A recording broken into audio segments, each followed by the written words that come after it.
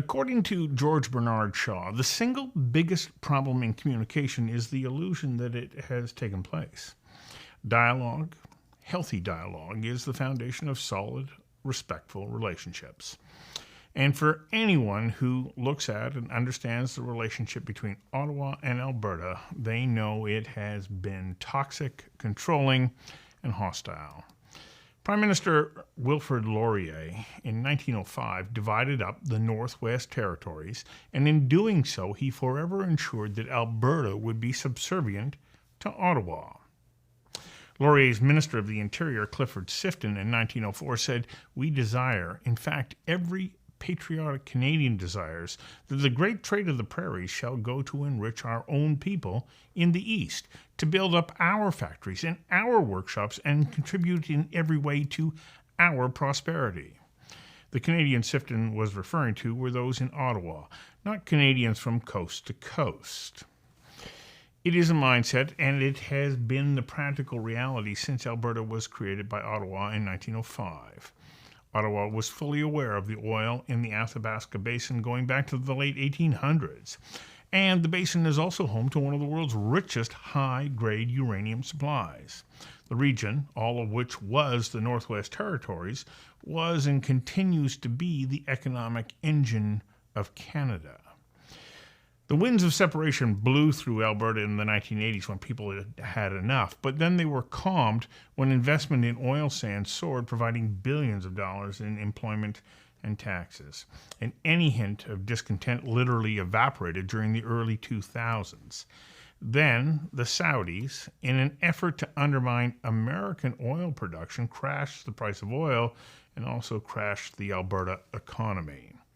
Over the past few years, Ottawa received in excess of $600 billion in transfer payments from Alberta alone. Then, as Alberta's economic boom calmed, tensions between Ottawa and Edmonton grew. They grew to the point where an appetite for separatism reemerged, and it continues to grow.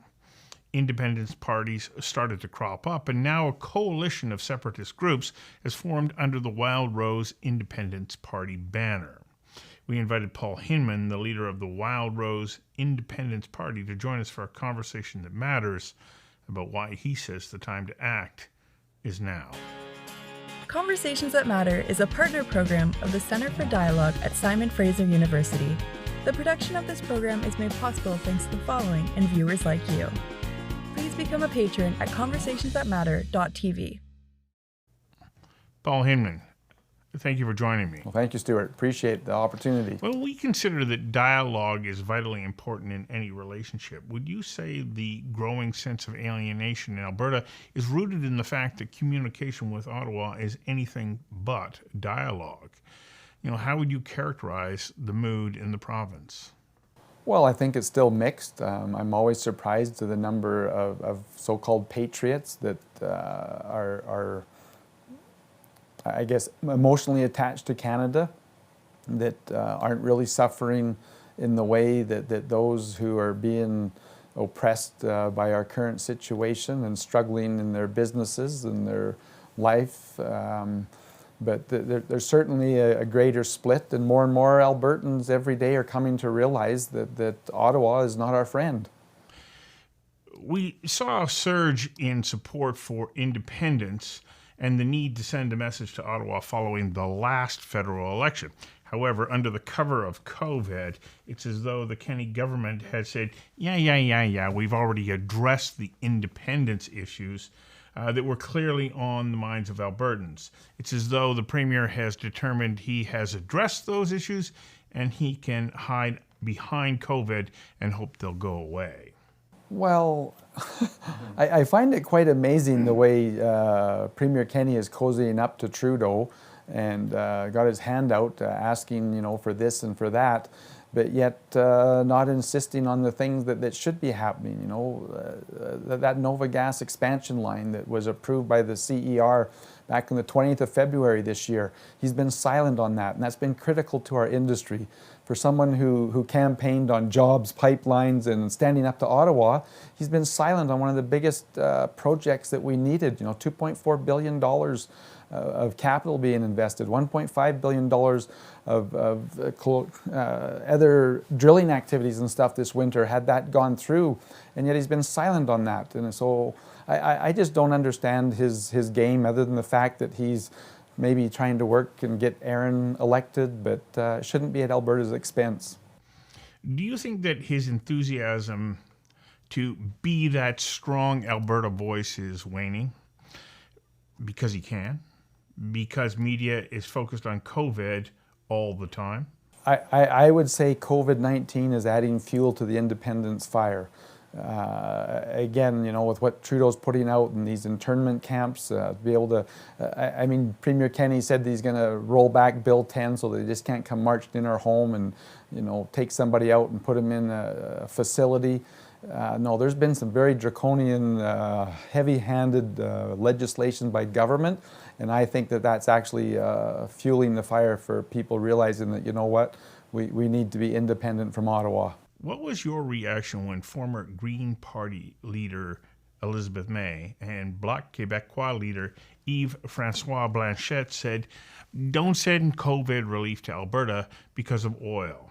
As far as they were concerned, Alberta had only itself to blame because they erroneously believed the province was not innovating, was not shifting its economy.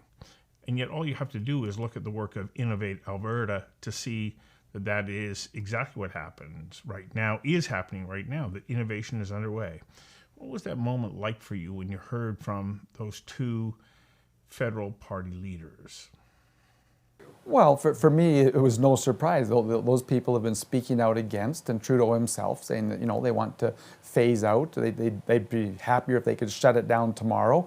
And COVID's giving them an opportunity of shutting down businesses. And no, absolutely no surprise. Hopefully it had a few more Albertans wake up to realize that, look, Ottawa is no friend of Alberta. Our two biggest industries, oil and gas and the beef industry, agriculture,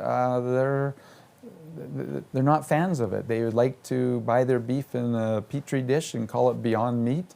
And there's no question that they want to have a carbon-free society when they're clueless of all the benefits and all the products that come from carbon. And it's almost a miracle product on bringing quality of life and food to the world, and yet they're so ignorant and naive of the reality of life that they're just disconnected from it. And so no surprise at all that they said that. These are individuals that are elitists, and they live in a fanciful world, in my opinion. Tell me about the Wild Rose Independence Party. How did the party come together? And what happened that brought other independence parties together in this coalition? Well, as you mentioned, after the last election when Trudeau got in, that really spurred on the Wexit movement, and people saying, you know what, we don't want any part of this anymore. If Trudeau's our prime minister, we want out. And that really did cause a chain reaction with over 300,000 people, going online and saying that, yeah, this is what we need to do.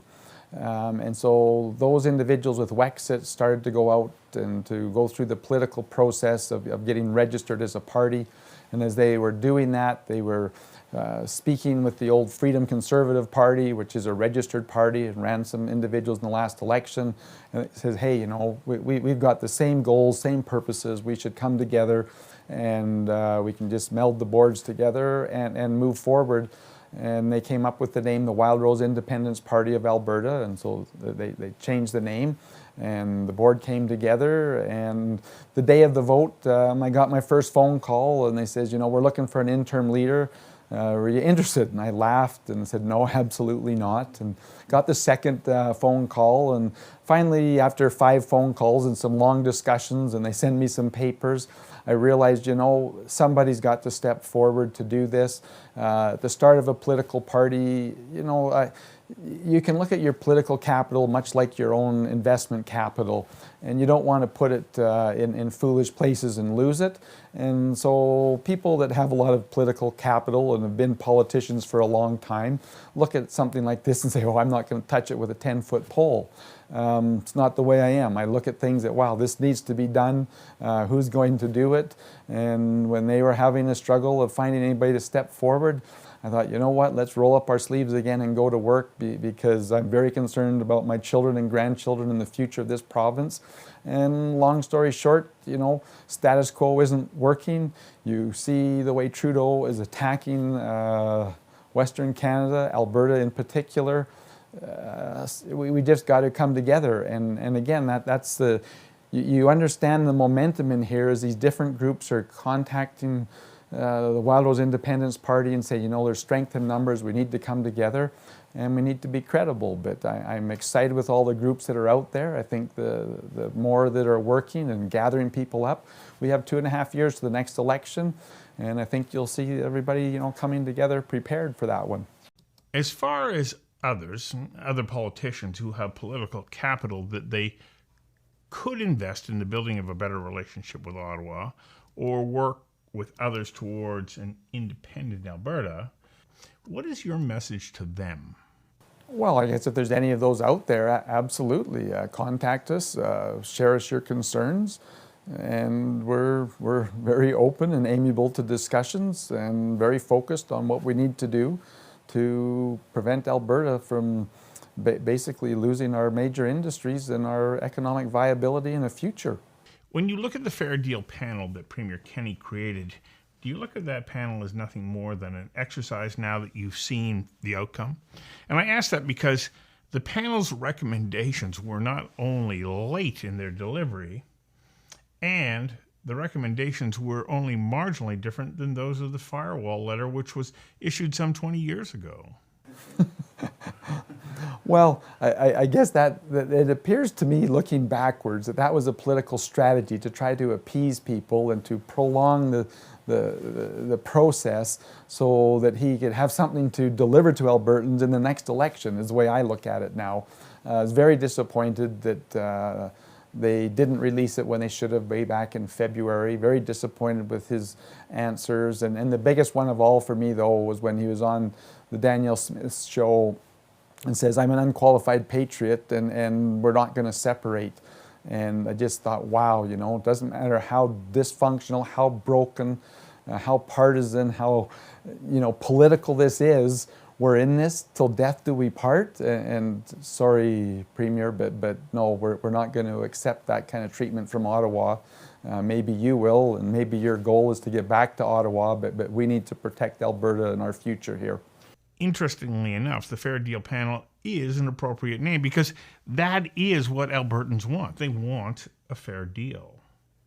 However, when we take a look at the relationship between Ottawa and Alberta in particular, it's anything but fair. The history of this relationship goes back to the creation of Alberta as a province, and it's important to remember that Ottawa created Alberta, as I mentioned in the intro, so that it could ensure the West was under its control and that it could be the benefactor of the riches that came out of the area. The milch cow has been the long-standing relationship between the West and Ottawa. Now, as more and more people are standing up saying, we've had enough and we're seriously looking at independence, what does that declaration mean? What does it do, and how will that force Ottawa's hand to actually listen to renegotiate the agreements that are in place that do Alberta a disservice? What will calling a vote on independence do?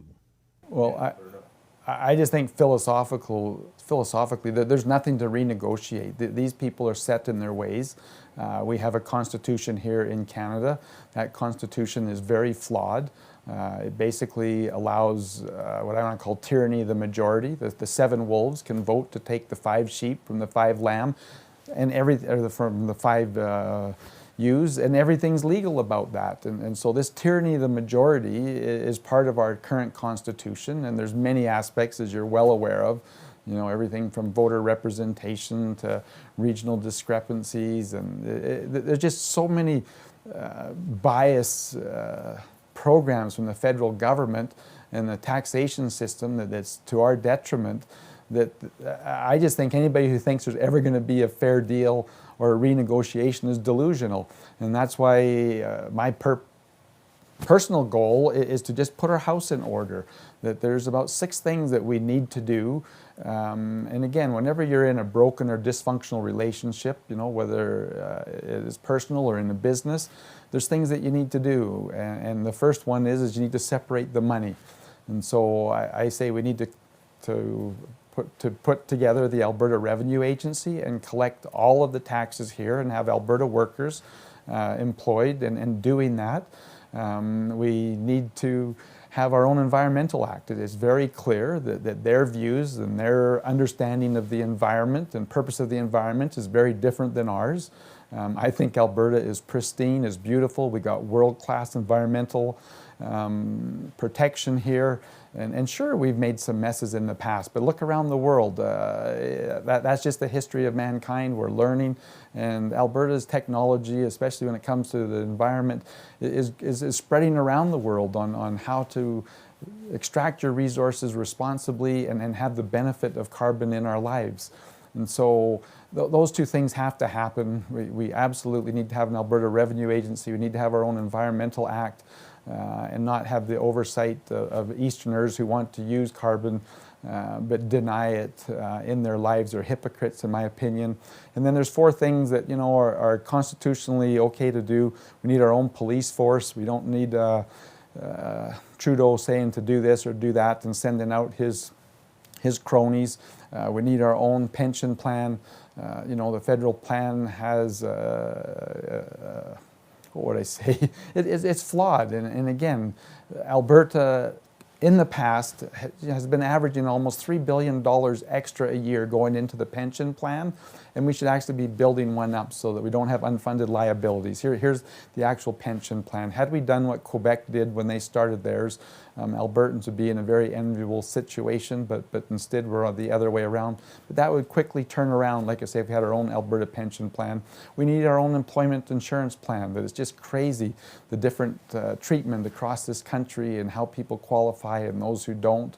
It's just wrong, and we need our own immigration policy. But if we put those 6 things in order and start doing them here in Alberta, we'll start to have a future and a possibility. But if we don't put those 6 things in, I think everything's jeopardy, and I just don't see a future for Alberta. We're just part of a sinking ship. There are political parties that are easy to dismiss as single-issue parties. To that end, do you, as an independence party, also have a plan that extends beyond simply seeking independence, a plan to run the government, a plan to reinvigorate the Alberta economy and once again make the province attractive to investors, which, to be frank, isn't what's happening any longer? Absolutely a problem, and for those who say that, you can't even talk about this because investment's going to leave, I actually think that no, we would start to attract investment as we put our house in order. And absolutely, there's a lot more to it than that. Our healthcare system is nothing to be proud of. We pay a premium price for poor service. Once we get in, it's great, but the wait times and the struggles are terrible. We need more frontline workers. We need to axe all of the middle management. We need to go back to like regional health regions that are actually looking after their area and not waiting for Edmonton to tell them to do this or do that. Our education system needs to be revamped. I mean, Jason promised a summer of repeal, and what a joke that was. I mean, there was no repealing. They revised a few and amended a few bills. But we need to refocus on the better educations that's looking at the real core issues in educating and not so much manipulating and the propaganda that our kids are going through. When it comes to even such things as our infrastructure and transportation, I'm just appalled that the last month I've been traveling in rural Alberta, and there are secondary highways in this province with 6-inch gaps and 6 inches deep that they didn't even do the maintenance on this year. And again, they're out doing projects and there are different MLA ridings, and that's great, they're doing that. but the priorities is in maintenance. I mean, when you take the Yellowhead east of Edmonton, it's just unbelievable how bad that road is. And here's winter time, and now our opportunity to repair those is over. How much damage we're going to have next year? And so good government is actually prioritizing the needs and not trying to do projects that are, you know, oh, isn't this exciting? We're building this or we're building that.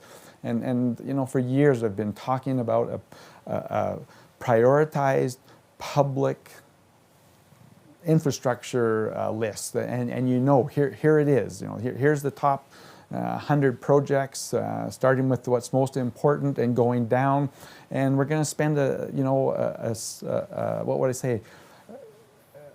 An amount of money that we know how much, $7 billion, $10 billion. You know, what can we do over the next year so that industry knows that we're spending $7 billion a year, $7.5 billion the next year, and they actually get sized to do what needs to be done instead of fluctuating up and down. But that list isn't public and it isn't prioritized.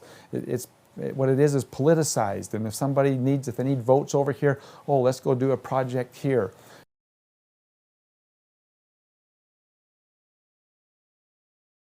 Sounds as though you are somewhere between free market conservatism and libertarianism. Is that an accurate representation of your party? You know, when you say in between, to me, I believe in a constitutional democracy that recognizes the supremacy of God and the rule of law. And again, that goes back to the basic, what is the purpose and why do we have government? And we come together to protect ourselves from, I want to say, outside forces. That if you don't have the rule of law, you know, you have mobs and gangsters and all of those things that go on. But it's the individual that you have to protect. And you can't say, like the socialists do, oh, this is the good for society. No, what's good for the individual will be good for the society. You don't sacrifice so many individuals to say this is for the good of society. This is what all the atrocities throughout the world have been about, is saying, oh, this is the good for society. And I've never seen a case where it is. It's about protecting the individual. And so I guess that's libertarian, but I don't know. To me, it's about protecting the individuals, those individuals being educated, making their own decisions and deciding their risk in life, and not a government who says you can or can't do this. I mean, if you had all these people in charge of mountain climbing, they would absolutely shut it down. They would not say that we can climb Mount Everest, it's too risky. And I agree, I don't want to. I don't want to be an expert, don't want to try that. But is government the one to put on these bans and these limits saying what we can and can't do?